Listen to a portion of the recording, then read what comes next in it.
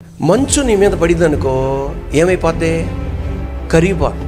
నీళ్లు నీ మీద వర్షపు చుక్కలు కానీ నీళ్లు పైనుండి పడి అనుకో, ఏమైపోతాయి? జారిపోతాయి. దుమ్ము పడింది అనుకో, గాలికి ఏమైపోతాయి? ఎగిరిపోతాయి. కానీ కొన్ని దుమ్ము ఉంది, పోదు. అది నువ్వు ఏరి తీసుకోవాలి. నువ్వు దాన్ని ఏం చేయాలి? దులిపేసుకోవాలి. యేసయ్య దేవుడు మనిషిగా ఈ లోకానికి వచ్చాడు. 30వ సంవత్సరం అడుగు పెట్టగానే అద్భుతాలు స్వస్థతలు చేయగానే నువ్వు ఎవడు అబ్బాయి అన్నారు, దుమ్ము. నువ్వు ఎలా పుట్టావన్నారు, దుమ్ము. నువ్వు పలానా వాళ్ళకి పుట్టలేదా, దుమ్ము. నీ తమ్ముళ్ళు ఆలు కాదా, దుమ్ము. నువ్వు చెల్లెలు ఆలు కాదా, దుమ్ము. నువ్వు ఎక్కడ పుట్టావు మా తెలవదా, దుమ్ము. నజరేతులో పెరిగావు తెలవదా మాకు, దుమ్ము. నువ్వు దేవుని కుమారుడితే కిందకి దిగన్నాడు, దుమ్ము.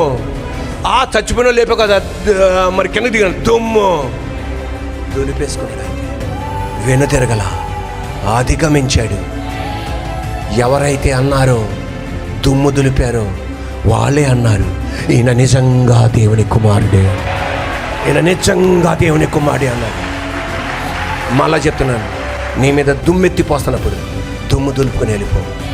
కొన్ని దుమ్ము ఉంటుంది, అది కరిగిపోదు, గాలికి పోదు, జారిపోదు, ఏం చేసినా పోదు, దులిపేసినా పోదు.